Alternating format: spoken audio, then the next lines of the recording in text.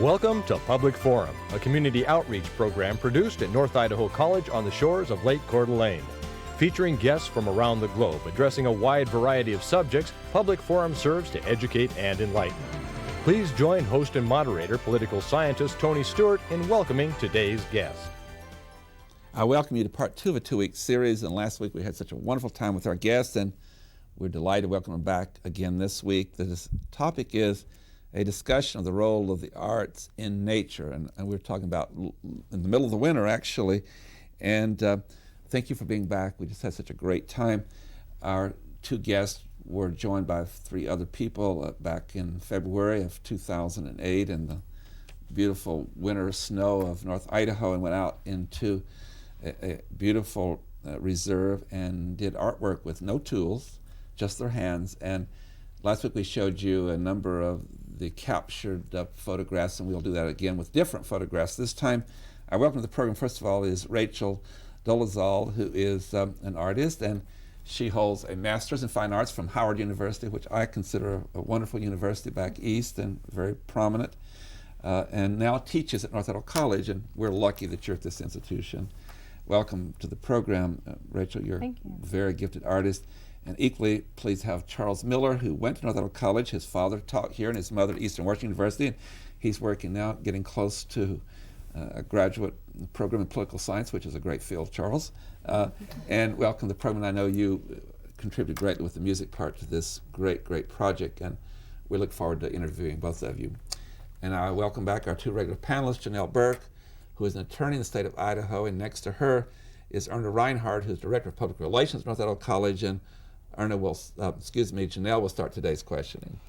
Welcome back to the program. It's going to be fun to talk some more about this winter project that you had, but you gathered together some people, and which included a photographer and some people who were going to gather things like Charles, and but you must have had an idea. So Rachel, tell us, how did you conceive this notion of going out in the wintertime? Well, the original idea sprang from Human Rights and the Environment project of the Human Rights Education Institute, and I thought, what a wonderful way to respond to that juxtaposition of human and the environment with human hands making images with only natural materials. So that was kind of the initial conception or inspiration for the project. And Charles, you were one of the gatherers, so you were one of the people who were gathering these natural materials. Did Rachel tell you what to look for, or did you just go out looking for things and then bring you back what you found? Well, it was some of both. It depends. We would explore materials for a while and see what was possible from the materials, and then at times it was okay, there's a little strand of lichen, so go find some more of that. So I'd range around through the chest deep snow and find some more, come back, and then find out I needed more. So, but other times I would find something and notice it and talk to Rachel about it, and then she would take it and start generating ideas about how it could be used. So it was a little bit of both of those. Thank you. Erna Reinhardt. Welcome back. Share with us a little bit about the collaborative process with the other artists, Rachel. I know, were there times when, and we're going to view some slides here in a few minutes so our viewers will be able to see the actual finished product, but were there times when you worked independently as 2 individual artists, and then were there other times when you worked together as a team? Yes, both of those things happened. We certainly had at times different ideas about compositions, and Dave Gobider may be seeing an image that only required one artist to work on it and maybe one assistant. So on the other hand, maybe he would want to do something that would require 4 people, so both assistants and both artists. So there are times when either Dave directed a project or I directed a project, so kind of tag team directorship, and other times when we sort of took a step away from each other, and even choosing different areas to work in. Maybe one of us would want to work more in the marsh and one more in the mountain. So we would kind of just relocate to where we felt the need to create. and then go for it. So when we split apart to create an individual project, that became a little bit problematic for the photographer because he had to then make a choice who he was documenting, creating, and so he's bouncing back and forth. Typically, though, we did keep an assistant, a gathering assistant for each artist, whether we're working together or individually. And Charles, share with us again, I know we mentioned this last week, but share with us again how much time was involved in this project. It wasn't just a one day or a one afternoon project. It evolved over several days. So share with us how long it occurred. Yeah, well, we would go out early and get there before sunrise and stay there until after dark, and we did that for several weekends in a row. And then the last was both days of the weekend. So the idea was to get there and to really try to listen to what was the environment was telling us, and what could be done in collaboration with that awareness. So yeah, we were there for long enough, because when you arrive, from the culture we're in, our mind is so busy, it's got so many thoughts and so many things going on. So in order to really work with the natural materials and try to express a theme that connects to human rights and the environment and do something well, we thought we'd get there and really try to quiet down and work with things. So there were, yeah. And this was the dead of winter. It was the month of February. Share with our viewers what challenges you foresaw. It was a tremendous snow, and so that was the most obvious thing. We were operating in a lot of snow, and it was falling. So it presented some challenges, and at first we were a little bit worried about those challenges, but we found out that it was a great palette. It was white everywhere, and it was a beautiful form to work with and to film other objects against. So yeah, the conditions were cold, and we persevered at times, but overall it was great, enjoyable. I would indicate you persevered at all times you're here. And one thing about this show is wonderful. When you say something, it triggers other ideas. And Rachel, when you talk about having a photographer to choose between the two of you, I suppose he'd choose which are ones artwork would disappear the fastest. Like if you were working in snow, he would do yours, because what was being done at other places, could be captured later in the day. I do want, before we go into the slides, which are really great, and different ones from last week, I do want us, Rachel, to recognize and honor your wonderful contributor to your project, the Margaret Reed Foundation. That's correct. They have a reputation of giving money to lots of great causes, and it is coordinated by Scott and Mary Lou Reed, who live here in Coeur d'Alene, and so we want to credit them for helping you with this very important project. Yes. With that, let's go to the slides, and they'll put them up, and we'll go through a number of them. Here's another one just starting out, and Rachel, if you'll take us through them. Yeah, this particular piece, although it's shot kind of at a distance, you'll notice the small round form in the background is a basket. It's about the size, about 3 feet tall, about half the size of a human body. And the basket is placed right at the point of thaw of this creek, so it creates a composition of pouring out the creek from the basket. And the grass that's seen in the creek is actually the grass that was used to make the basket. So it's very unified. And it brings up some conceptual environmental issues of water, resources. And it's very important you didn't bring the basket with you. You made it there. Yes. Right. Yes. Slide 2. This particular image is a collaborative weaving of reeds and branches that was used to make a large kind of dream catcher basket form that was then perched on the edge of a rock cliff, which you'll see in the next slide.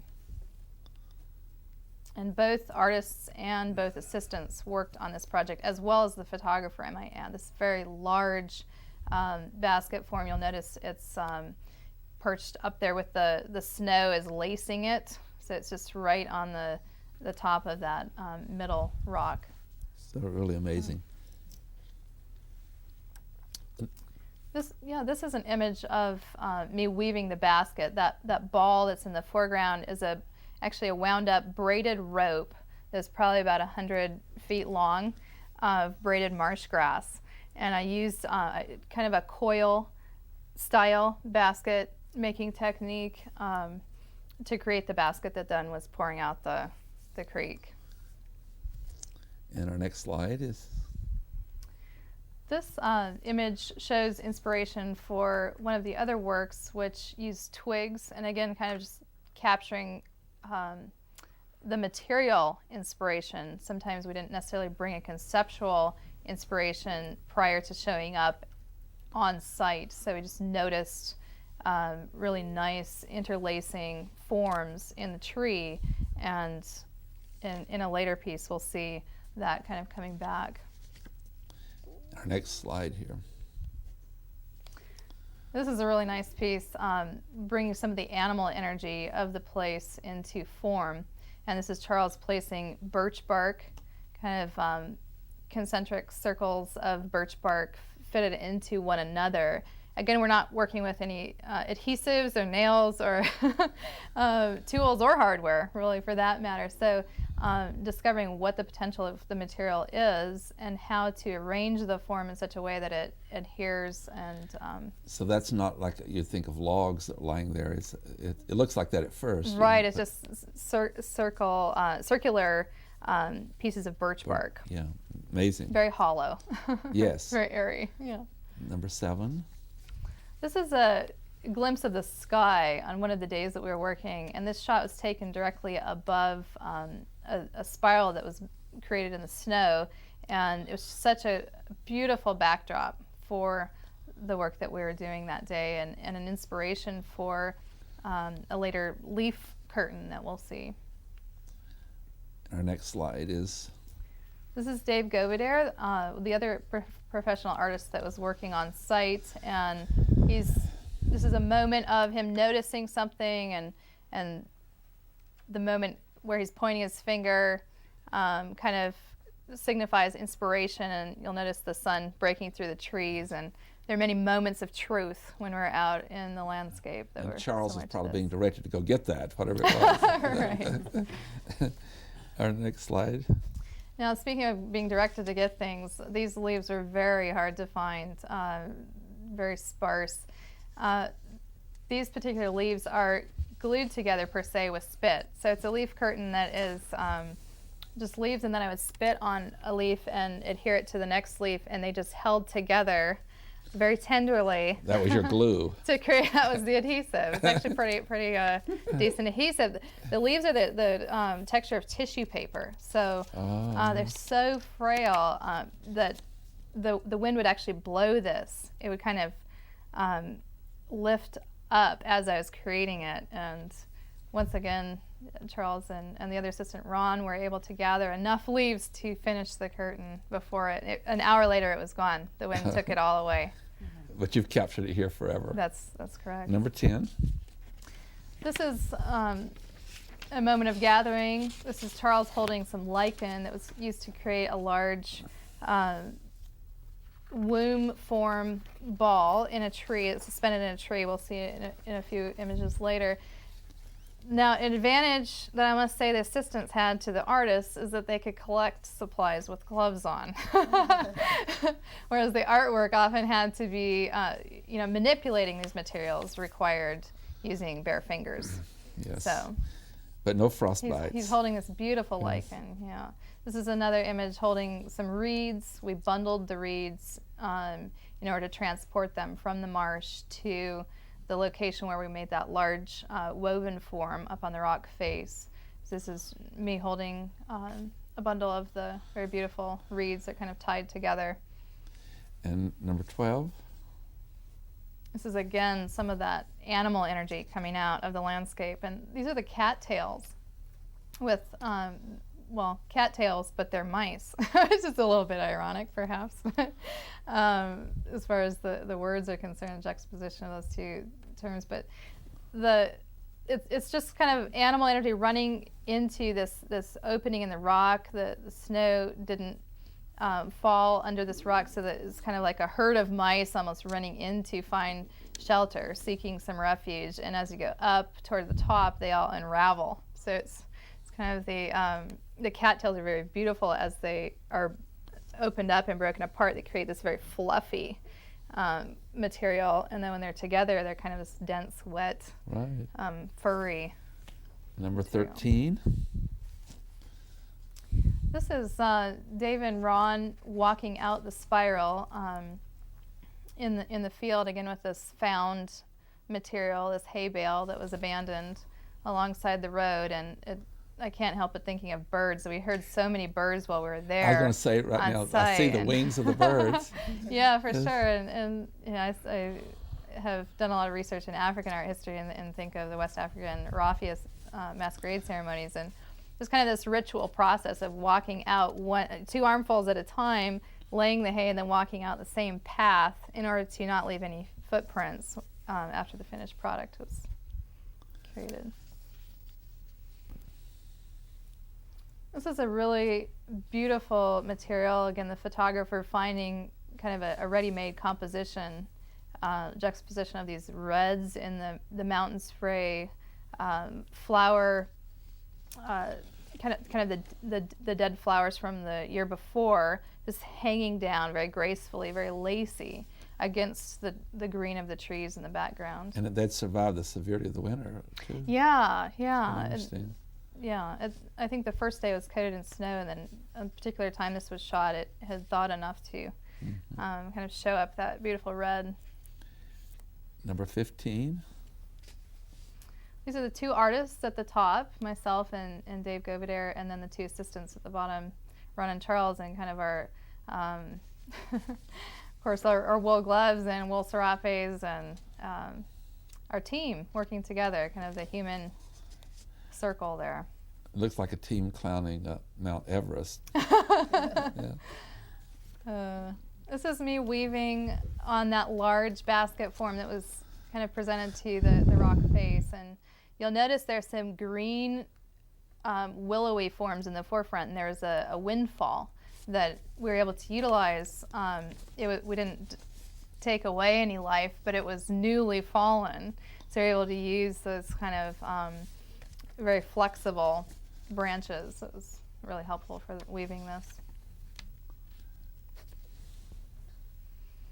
And this is at the top of a burned stump, and I'm carving a face out of the top of it, and I had to blow as I was carving, because the ash would, it was a windy day, and it would kick up in my face. By the time I was done, my face was very charcoaled, but I had to blow as I carved, which is an interesting process. But I like the juxtaposition of the forms, the body, the photo, the body and the tree are kind of the same space, taking up the same amount of mass in the picture plane. And it's so beautiful. You look like a statue there permanently too yourself. Right, and as I'm holding up the stick, Sean caught that. Yes, the other form is kind of has a vertical placed on top of it, the stump, and so it's just an interesting. It really was. Composition. Well, this is breathtaking. Yeah, we noticed this really red, vibrantly red bough form.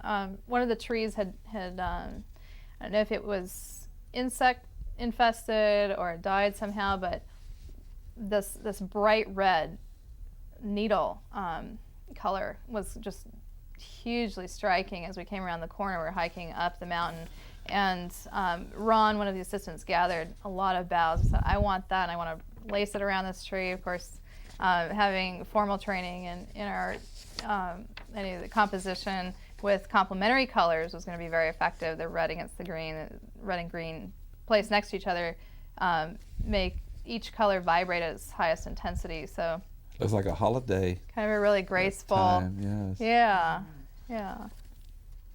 And this is Ron gathering those dead boughs.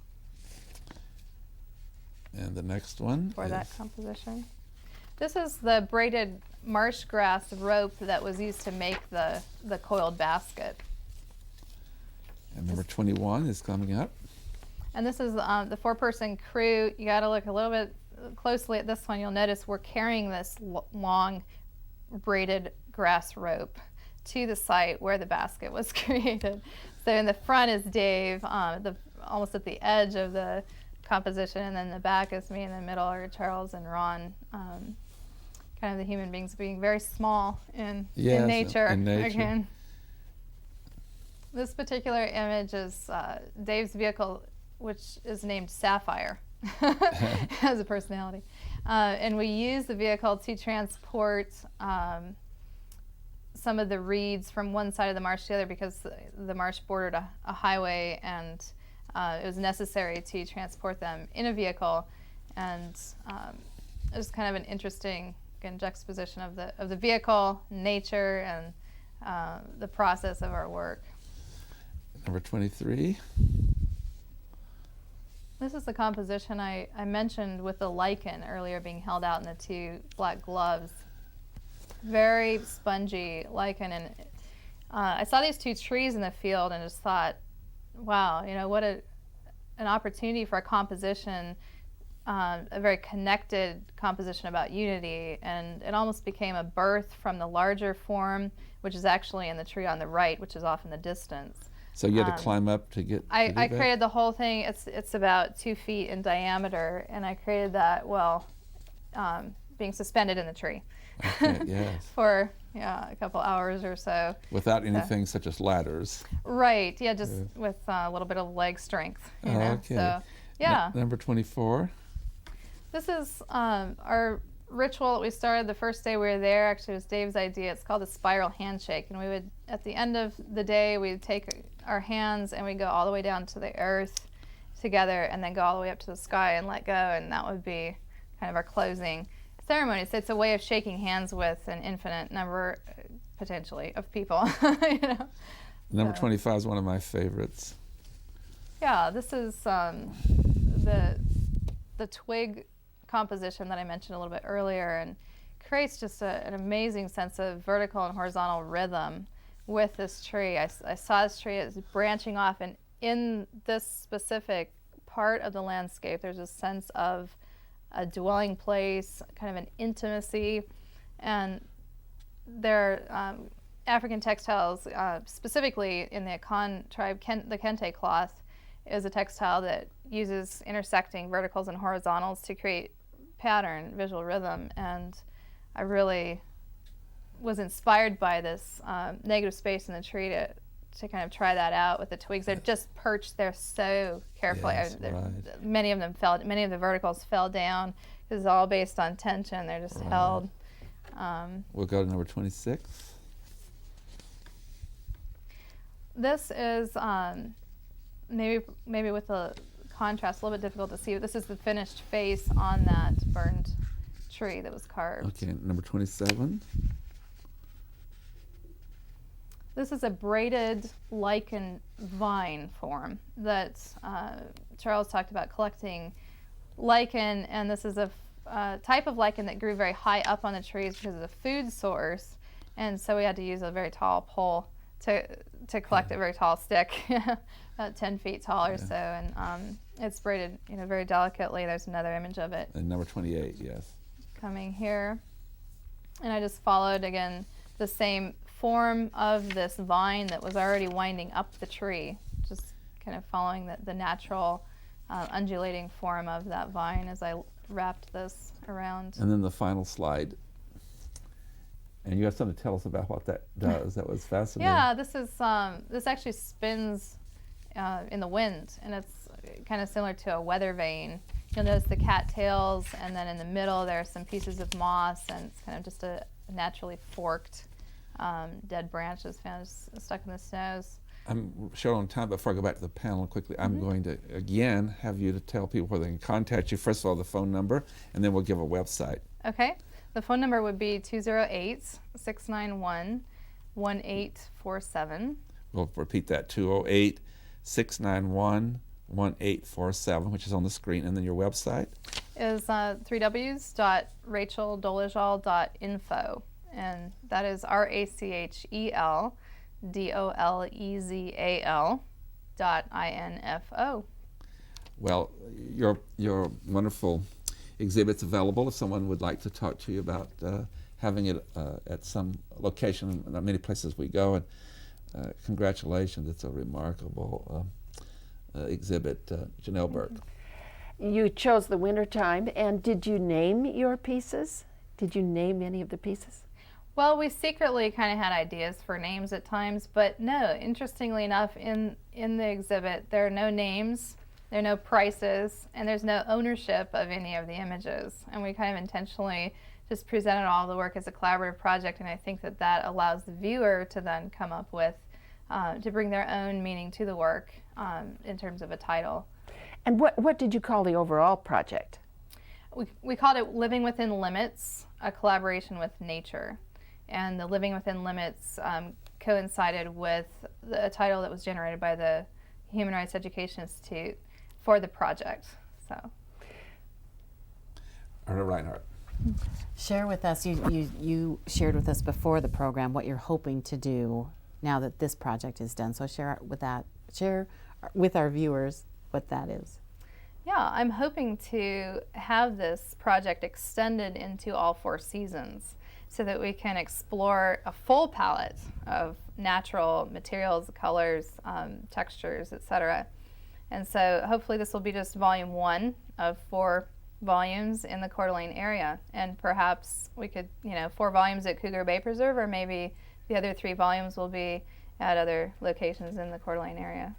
And Charles, share with us what a highlight was of this entire project. What did you come away with as 25 seconds. As your favorite memory? Well, that's a tough one. It was all really enjoyable. I think it was just exploring these materials, which made me feel very young and rejuvenated in general. The lichen, I think, vine was probably my favorite. Awesome. Again, on behalf of our panel and our staff, we thank you both for being on the program for 2 weeks and congratulate you on a very successful project. And I do want to recognize once again the Nature Conservancy. That was their land, and they were very wonderful to let you do that. They own wonderful preserves all over the world and helping with the ecological balance of our planet. They're a very generous group, and we also want again to say thank you to the Margaret Reed Foundation for their funding too, that's headed by Scott and Mary Lou Reed. Again, good luck to you and hope you are able to do those others, and thanks for being with us, and it's been a wonderful time with you. Ladies and gentlemen, I hope you will join us again next week at this same time when we will discuss yet another issue. Until then, please have a good week. I am Tony Stewart.